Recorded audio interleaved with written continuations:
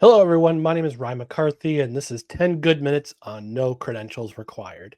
This afternoon, the New York Jets introduced Aaron Glenn as their 22nd head coach in franchise history and Darren Mougey as their general manager. For those of you who remember, Glenn was the former defensive back with the Jets from 1994 to 2001, and he's fourth all time in franchise history with 24 career interceptions. He also started his post-playing career as a member of the Jets scouting staff in 2012 before delving into coaching. Now he'll be the head coach of a team where he started his professional career. Meanwhile, Mougey worked his way up the ladder in the Denver Broncos organization from scouting intern all the way up to assistant general manager. I watched this afternoon's introductory press conference, so you don't have to. And here are some clips from what happened during the press conference, starting with Glenn saying how bad he wanted this job. Listen, I want this job. I interviewed for a number of them, but I wanted this job. When I was going to my second interview, I want to make sure this is going to be the second interview. It's going to be the first of the second interviews, because I didn't want to leave the building without shaking Woody's hand and make sure we had a contract. So I'm just telling you now, everything else was really out of it. It was all about the Jets, and it's been that way from the beginning. The organization, we've already talked. I respect every little thing that you do, because this is bigger than me. It's going to take us all. It's going to take us all to accumulate wins, and I look forward to working with you. And here's Glenn telling the media and also sending a message to the players of who they'll be getting as head coach of the New York Jets.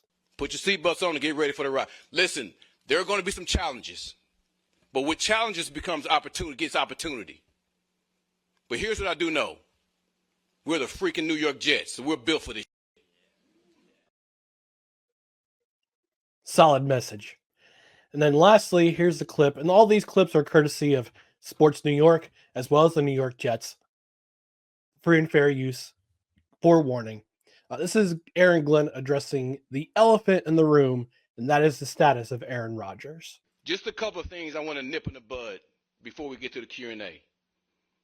Listen, I came on Wednesday. Well, I got the job on Wednesday. Mougey came and got the job on Saturday. And we came here on Sunday, and we started talking. Here's what I do know.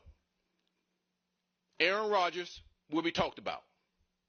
It will be talked about. We've already texted that communication with Aaron Rodgers. And as we continue to look at the roster, we'll make decisions accordingly. And that's with a number of people, right, on the team. Now, it took me a few days to process this hire from when it was announced on Wednesday. But after today's press conference, I think this is a great hire. And there's two reasons why. Firstly, Aaron Glenn knows what it means to be a New York Jet. And B, he wanted to be here. In his early days as a player, had to endure some really bad times. That includes a disastrous 1-15 season in 1996. But he had some of his best seasons under Bill Parcells, who was his head coach at the time, and became one of the key cogs of one of the best defenses in the National Football League at the time, which included a career-high 6 interceptions during the 1998 season that saw the Jets come one half short of going to the Super Bowl. And it's really interesting that he was asked about that game, that 1998 AFC Championship game, because it seems like it haunts him to this day, and he's out to correct that wrong. Now, going further, he's played in arguably the most difficult media market in the National Football League.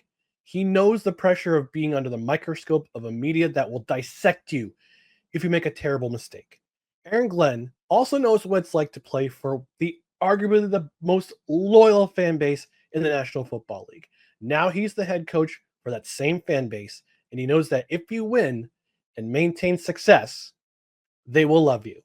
And if you bring them a title, you will have a statue built for you at One Jets Drive. This hire does come with its share of challenges too.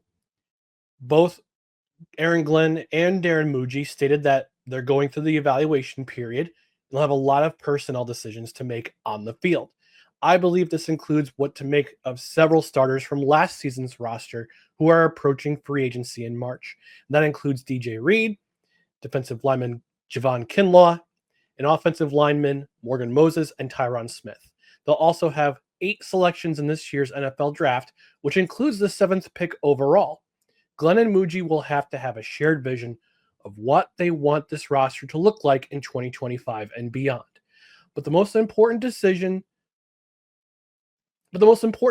for both men will be who they hire at the coordinator positions, particularly offensive coordinator, and if they decide to run it back with quarterback Aaron Rodgers.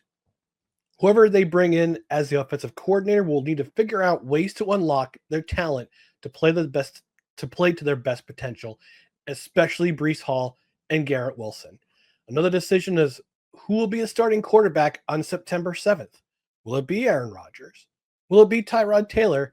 Or will the Jets bring in another quarterback altogether? Rodgers has expressed the want to return in 2025, but he turns 42 in December. Some serious conversations will have to be had between Rodgers, Glenn, and the next offensive coordinator before OTAs begin in early May.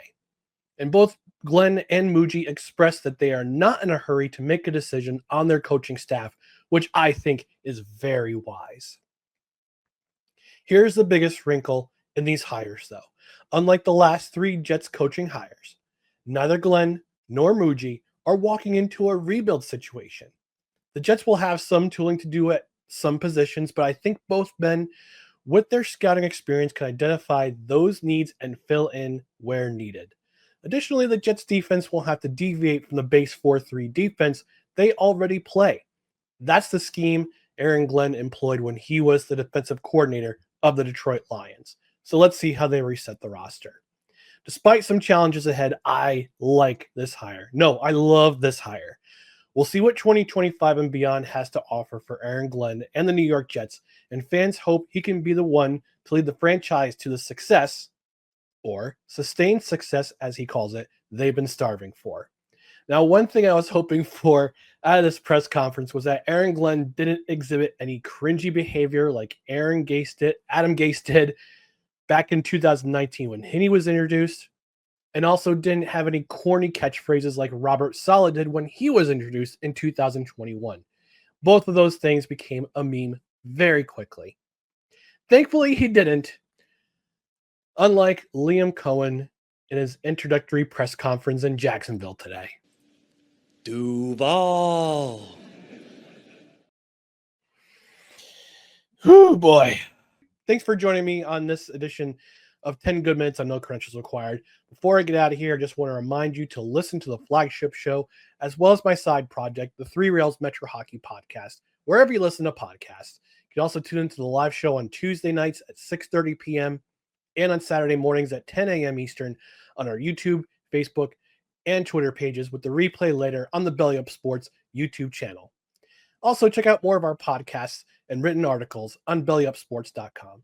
Again, thanks for joining me on this edition of 10 Good Minutes on No Credentials Required, where you don't need a press pass to talk sports.